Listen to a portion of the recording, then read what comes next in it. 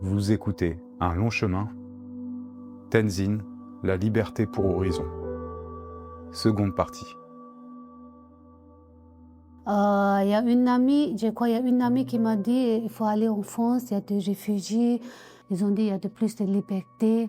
Ça c'est bon pour nous, parce qu'en Tibet, il n'y a pas de liberté. Vous savez qu'il y a de égalité, fraternité, c'est ça, liberté, égalité, fraternité. Au Tibet, il est où? Il n'y a pas de liberté, égalité, c'est impossible. Donc, s'il y a quelqu'un d'autre pays, il y a de liberté, il y a fraternité, il y a des pays comme ça, c'est normal qu'on va être contente. Je ne savais pas que c'est quoi la langue française, on ne connaît pas. On juste pensait qu'il faut partir. Il faut partir, il faut faire notre nouvelle vie. Il faut commencer une nouvelle vie. On ne peut pas rester comme ça, parce que le Népal aussi, ce n'est pas bien pour les Tibétains. Il y a une personne qui a amené.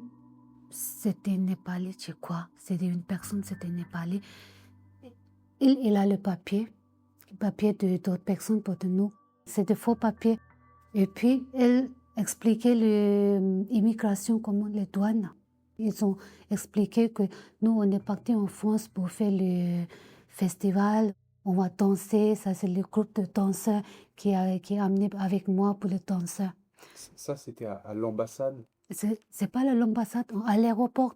À l'aéroport, quand il faut passer pour le tampon, ils se demandent, vous allez où? Pourquoi vous allez là-bas? Chaque fois, ils ont demandé. Cette monsieur, ils expliquaient comme ça. Nous, le groupe de personnes qui fait les danses, on ne connaît pas les danses, hein, mais il y a des papiers de danse. Nous, on s'est juste caché derrière. On ne sait pas. Mais c'est le monsieur qui expliquait tout. Ils ont mis les tambours. Une fois ils ont mis les tambours, c'est facile. On peut mettre dans un avion. On est descendu à l'aéroport de Charles de Gaulle.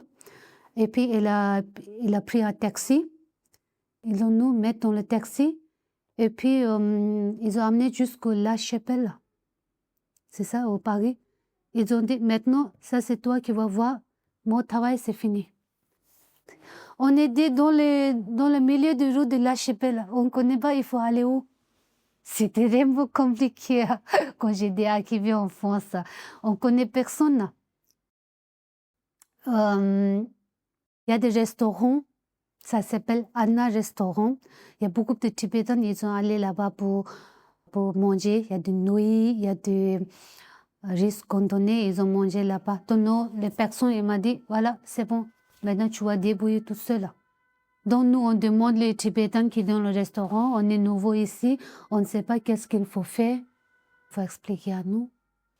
Donc, heureusement, il y a des Tibétains qui ont aidé à nous. Ils ont dit, il faut aller, il faut avoir l'adresse, il faut aller à cet endroit et tu vas avoir l'adresse. Il m'a demandé d'aller au Versailles. À 5 heures du matin, j'ai pris un train, mais il n'y a pas de l'argent. J'étais sautée. J'étais sautée chaque station de métro, j'ai sauté. Chaque fois j'ai sauté, chaque fois j'ai caché dehors. Il y a des polices qui partout, mais on est découragés quand on voit les polices parce qu'on n'a pas de l'argent. Et c'était tellement cher. Après le Versailles, le matin, il y a des petits déjeuners. Au Versailles, il y a du thé, il y a des biscuits, après il y a plein de Tibétains. Il y a plein de Tibétains.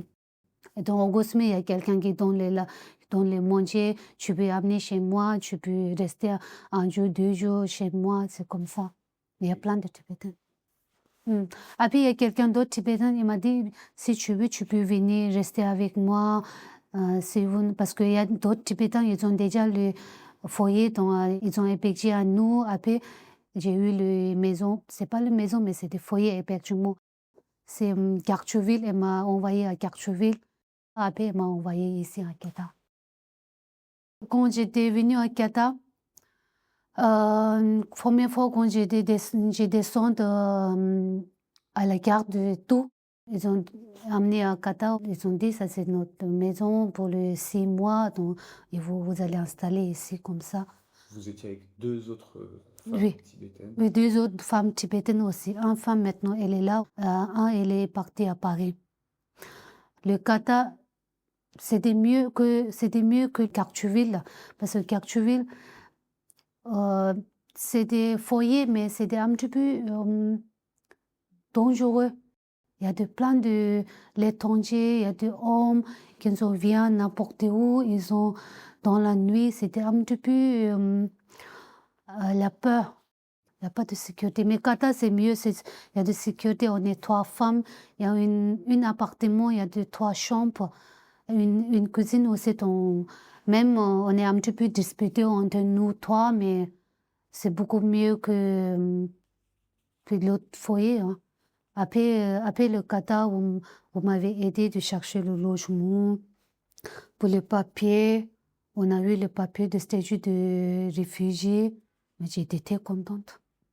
Il y a de joie, il y a de sourires.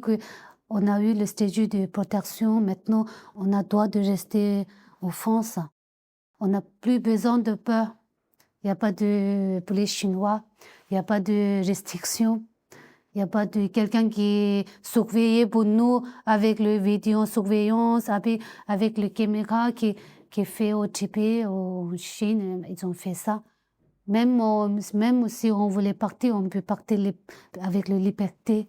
On peut prier avec la liberté, chanter n'importe quoi, mais on peut faire liberté. Il y a un grand soulagement pour nous. Parce que s'il n'y a pas de statut de protection, qu'est-ce qu'on va faire? C'est ça les grandes questions. On ne peut pas retourner au Tibet.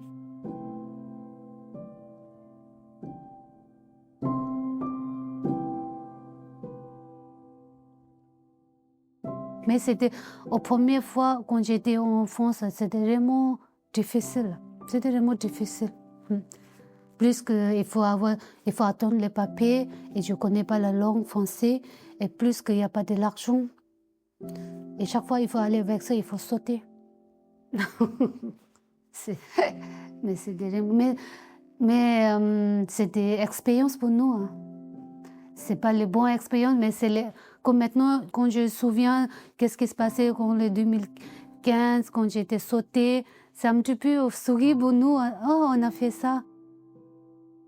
Mais ça va maintenant, c'est mieux pour moi. C'est mieux, beaucoup mieux que le Tibet. Mais par contre, toujours dans notre cœur, on veut aller dans notre pays une fois avant de mourir.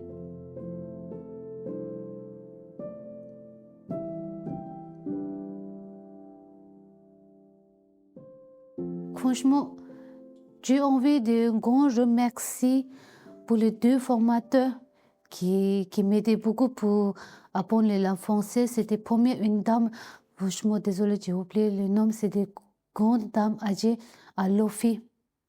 Elle m'a aidé beaucoup. C'était tellement bien. C'était vraiment un grand remerciement pour elle que j'ai appris beaucoup de choses de elle. Après, c'est à l'FCM, il y a 2 formateurs, il s'appelle Ibrahima. Elle est française, mais l'origine, c'est pas le français, c'est arabe, je sais pas, mais... Et il m'a aidé beaucoup, elle expliquait très bien. Avec lui, j'ai passé le DELF A2. J'ai passé l'examen de DELF A2. Et puis, 2 ans, 2 ans après, j'ai appris toute seule chez moi pour passer le DELF bien. C'était vraiment un grand merci pour les 2. Pour moi, j'ai une qualité, peut-être je peux dire une qualité que j'ai appris trop vite. J'ai appris trop vite. Parce que quand j'étais venue ici, je ne connais pas le français. J'ai forcé moi. Des fois, je lis le journal. Comme ça, le anglais aussi, j'ai fait ça. Après, écouter, ça c'est beaucoup m'aider pour moi. Écouter. Après, quand j'étais en Népal, il y a une personne qui m'a aidé aussi pour apprendre A, B, C, D. Quand moi j'étais là-bas pour passer le temps, j'ai appris le A, B, C. Maintenant, j'ai pensé pourquoi j'ai pas pris le langue chinois. J'ai pensé de ça maintenant. Il faut que j'apprenne la langue chinoise aussi.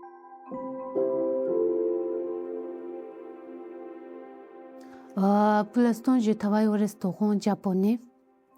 Donc, je travaille le service aussi. Et je travaille pour le responsable aussi. Et je travaille pour le sushi aussi. C'est pas vraiment que j'ai envie de faire ça, mais ça va. J'ai gagné de l'argent, donc ça va. C'est pas que c'est mon rêve que je voulais faire ça. Vous savez que maintenant aussi, quand je vois les personnes qui travaillent dans l'avion, c'est désolé, j'ai envie de faire ça, mais maintenant c'est trop tard. C'est fini maintenant. Ça, c'est les femmes, il y a grande responsabilité.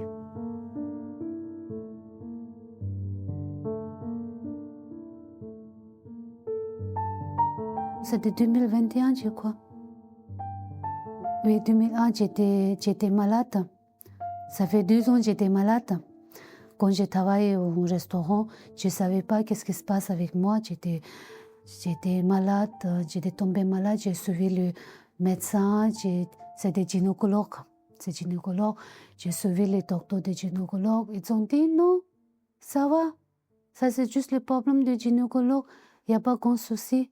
Mais j'ai le problème. J'ai un problème. Parce que ça fait 2 ans, j'ai pris les médicaments de spasmo, de l'Ipan, mais ça ne marche pas. Combien de fois j'ai fait l'écho? Une fois, j'ai suivi un gynécologue à tout. C'était un monsieur noir. Et puis, vous savez, le gynécologue, il faut ouvrir tout. Vous connaissez, hein? Plusieurs fois, je suivi le médecin, je suivi le gynécologue. Et plus quand j'ai envie d'avoir l'enfant, mais j'y arrive pas. Et puis, un jour, juste comme par hasard, j'ai pris un rendez-vous avec le sage-femme. J'ai dit, j'ai envie d'avoir le bébé, mais ça marche pas. Donc, qu'est-ce que je vais faire? Donc, le sage-femme, elle m'a envoyé à l'hôpital Potono. Il a dit, il faut voir avec le spécialiste pour faire le bébé. Et puis, j'ai dit là-bas, et le docteur là-bas, le spécialiste, il m'a dit, est-ce que tu as fait le ICO? J'ai dit, oui, j'ai fait ICO, j'ai fait le IRM, parce que j'étais tellement mal à côté du ventre. J'étais urgence 2 fois à l'hôpital Toussaint.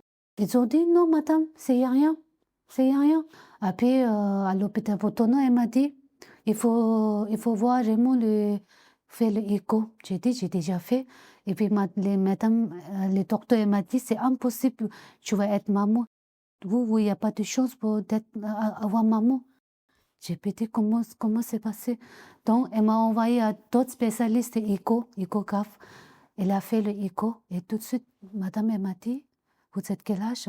J'ai dit, en 2021, j'ai dit quel âge? Franchement, je ne me souviens pas, mais elle m'a dit, vous êtes jeune, mais il y a grand chose dans vos ventres. Donc, j'étais partie chez moi et tout de suite, elle m'a appelé. Elle a dit, demain, il faut faire le IRM. Elle a dit, c'est le cancer. Ça fait 2 ans, j'ai souffert avec cette maladie. J'ai vu les médecins plusieurs fois.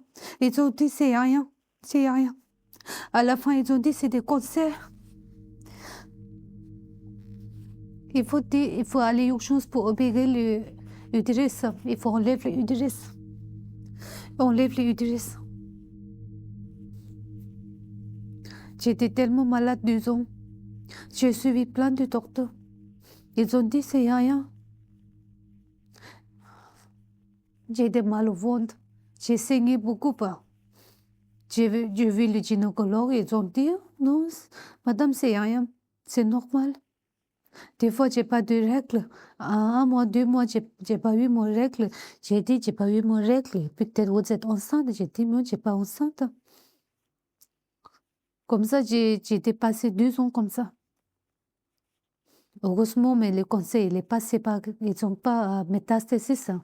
Donc, heureusement, ils n'ont pas besoin de faire les chimiothérapie. Parce que si je vais aller avec chimiothérapie, je ne sais pas ça va passer quoi avec moi, mais j'ai la chance qu'elle a opéré et 1 mois, j'étais chez moi. J'étais en arrêt de travail. Après 1 mois, j'ai commencé à marcher doucement avec les médicaments. Maintenant, c'est beaucoup mieux que moi. Mais quand je me souviens, par rapport aux 2 ans que j'ai souffert, Vous ne croyez pas que j'étais tellement mal au ventre. J'arrive pas de respirer dans 2 ans, mais j'ai travaillé quand même, j'ai travaillé. Je continue de travailler, je continue de passer l'examen de PA aussi. C'était pour avoir la nationalité française, c'est obligatoire avant. Pour avoir les DELF B1, c'est l'examen de français, la langue française, il faut passer pour avoir la nationalité française. Mais vous savez, j'ai passé 2021, mais j'ai pas encore eu mon nationalité française. C'est dommage pour moi. Quand j'ai passé l'examen de DELF B1, ici au tout, j'étais malade. Et quand j'ai fini mon examen dans le bus, j'arrive pas de m'asseoir dans le bus parce qu'il y a des saignements. Mais heureusement, comme par hasard, j'ai pris un rendez-vous avec le sage-femme. Heureusement, le sage-femme m'a envoyé à l'hôpital Potono. Et puis, il y a une médecin de écho, elle était spécialiste. Elle a trouvé tout de suite qu'il y a des problèmes. Il faut faire le IRM. Elle m'a envoyé dans le grand machine. Et j'étais toute seule. Je n'ai pas amené mon mari avec moi. Je n'ai pas envie de lui amener. Tout ce que douleur, tout ce que chose, j'ai amené avec moi toute seule. Je n'ai pas de famille. Et je n'ai pas amené mon mari. Vous êtes courageuse comme femme. Oui. À cause de qu'est-ce que j'ai vécu en petite enfance, peut-être à cause de ma grand-mère. Pour ça, j'ai dit, j'ai tellement dur. Franchement, vous savez, des fois, j'ai envie d'aller très loin. J'ai juste envie de crier. Parce qu'il y a tellement de choses qui sont derrière moi. J'ai envie de crier, mais il faut travailler. C'est ça les fonds. Parce que par rapport au problème de mon mari, il est encore compliqué. Parce qu'il est malade. Depuis 2023, je crois, il commençait à tomber malade. Tous les mois, on passait à l'hôpital Tousso. Il était hospitalisé. Et chaque fois, je travaille à l'hôpital. Travaille à l'hôpital. J'étais comme ça. Ça fait 2 ans. Après moi, il est tombé malade. Et c'est pas le maladie de petites choses, mais il a le grand malade. Il travaille plus maintenant. Comment vous l'avez rencontré, votre mari? Oh, avec le téléphone. Et quelqu'un qui donne mon numéro de téléphone. Donc, il a eu mon numéro de téléphone. Donc, avec téléphone, on parle. Il est gentil, il est bien. Il est pas très plus âgé, mais il est plus âgé que moi. Mais parce que je suis tellement attachée de mon père que je voulais quelqu'un qui, comme mon père, qui regarde bien avec moi. J'ai pas envie de quelqu'un qui est comme les enfants, mais quelqu'un vraiment que j'ai vraiment attaché. C'est normal que les filles ils sont attachées plus qu'avec le père. Pour ça. C'est ça ma vie depuis petit jusqu'à maintenant. Des fois, il y a de bons souvenirs, mais la plupart de ça, j'ai un mauvais souvenir. Mais la France aussi, j'ai eu le statut de réfugié. J'ai la chance, j'ai appris la langue française, j'ai passé l'examen, j'ai travaillé. Mais dans ma vie personnelle, c'est vraiment compliqué.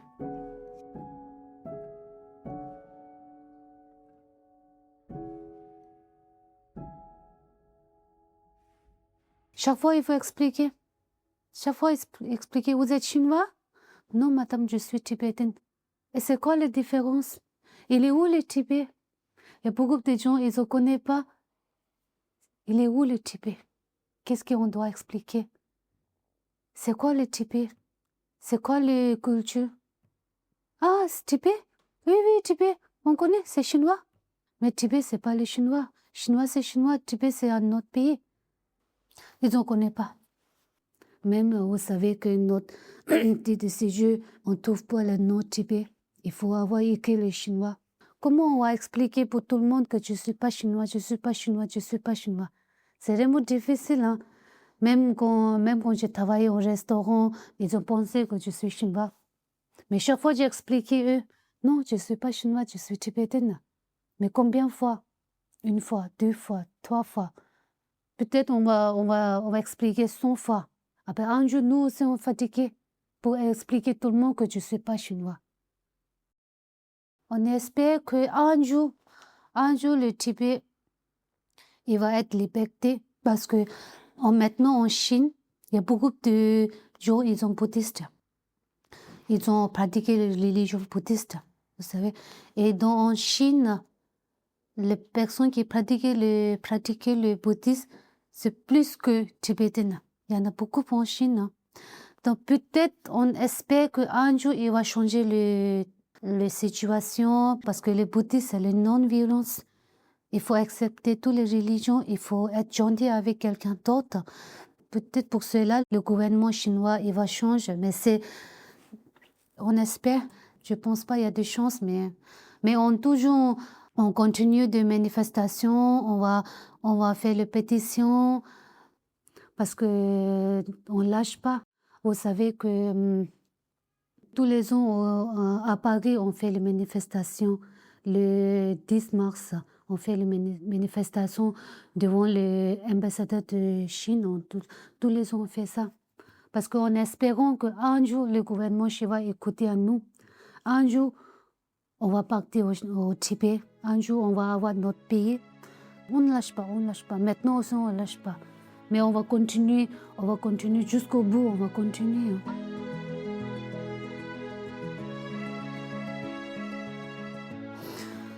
Si j'ai la chance, j'ai eu la nationalité française, je pense que je vais partir une fois avant de mort. Je vais juste regarder, mais pas le loin, mais je vais juste aller là-bas, la capitale de Tibet, au Lhasa. Je vais juste regarder le Potala. Et c'est tout. Ça, c'est le palais de Dalai Lama. Maintenant, les Chines, ils ont commencé à faire le problème par rapport à la réincarnation de Dalai Lama. Ils ont dit, pour la réincarnation de Dalai Lama, les Chinois qui vont chercher. Normalement, réincarnation de Dalai Lama, c'est-à-dire que c'est Dalai Lama qui va choisir, c'est pas les Chinois qui choisissent. C'est la décision personnelle. C'est lui qui va décider qu'il va naître où le prochain vie. C'est où qu'il va réincarner. Mais nous, on n'est pas Tibet maintenant. Nous, ici en France, on est liberté. On a la liberté de penser. On a la liberté de parler. On a la liberté de choisir. On a la liberté de croyance aussi. C'est pas le Chinois qui va dire ça c'est Dalai Lama, c'est nous qui choisissons maintenant. Il faut que tu dois croire. Non, on ne va pas faire ça.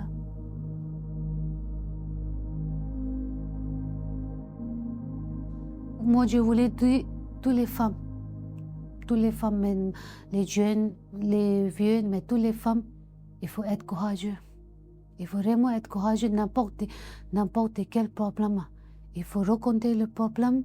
Toujours, il y a de chances pour résoudre le problème. Donc, il faut être toujours confiance soi-même.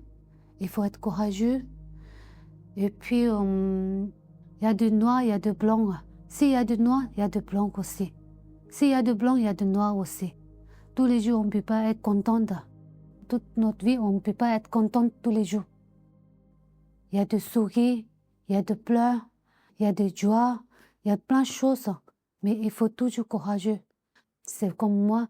J'ai beaucoup de problèmes dans ma vie personnelle depuis que j'étais petite. Mais si je vais lâcher, si je n'ai pas courageux, peut-être aujourd'hui, peut-être j'ai un problème de dépression. Parce que quand il y a des problèmes, il faut penser beaucoup de choses. Vous savez, quand il y a beaucoup de choses qui pensent, après il y a de perte de confiance aussi. Quand il y a plus de confiance, on n'est pas de partir dehors, on n'est pas de parler avec quelqu'un parce que quand il n'y a plus confiance, on a vraiment peur de faire quelque chose. Ça, il faut, toutes les femmes, il faut je ne peux pas dire que pour les hommes, il n'y a pas de problème. Il y a des problèmes aussi, hein. Mais les femmes, il y a beaucoup de problèmes, hein. Par rapport au problème de santé, par rapport au problème dans sa vie famille, par rapport au problème de les enfants. Il y a plein de problèmes, il y a plein de responsabilités pour les femmes. Donc, il faut toujours continuer d'avancer. C'est ça, parce que dans ma vie personnelle, j'ai fait ça. J'ai fait ça, même quand j'étais petite enfance, maintenant j'étais mariée, quand j'étais malade, maintenant mon mari aussi, mais j'ai toujours avancé. Il ne faut pas lâcher.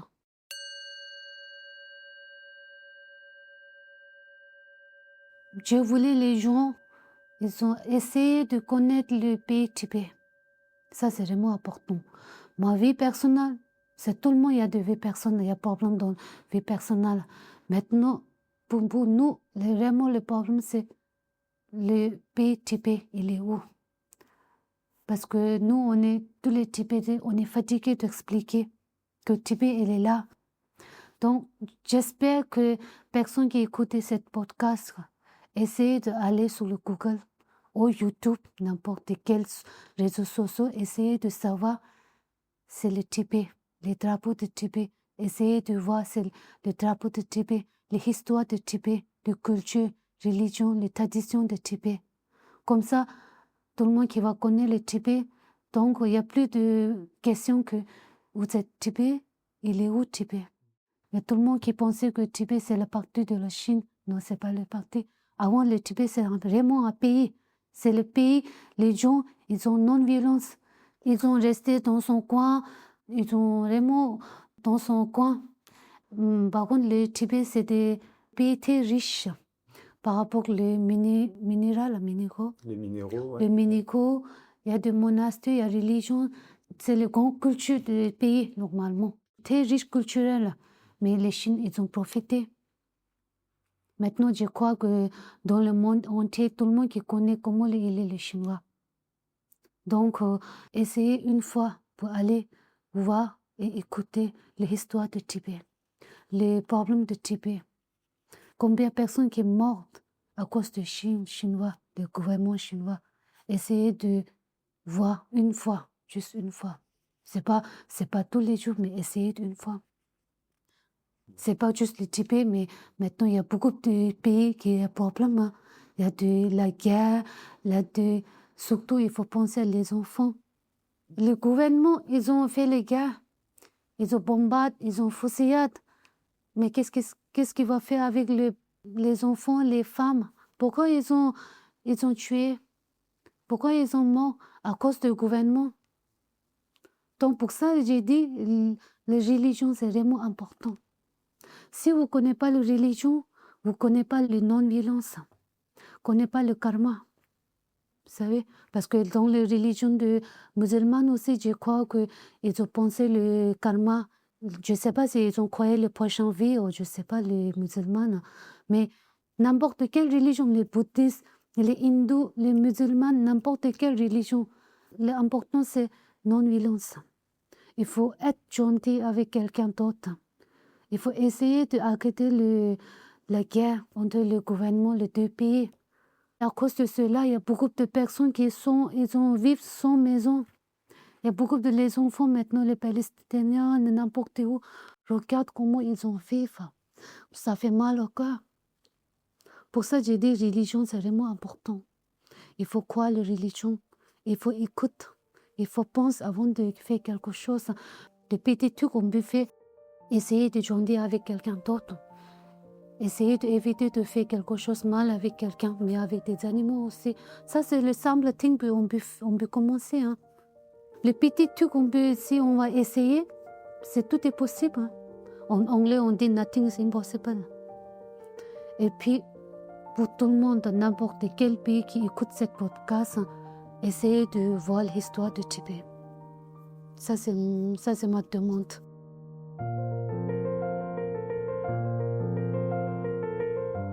Merci d'avoir écouté Un long chemin. On se retrouve très vite pour un nouveau témoignage. Pour me soutenir et ne manquer aucun épisode, pensez à vous abonner et à liker. Un grand merci à Tenzin.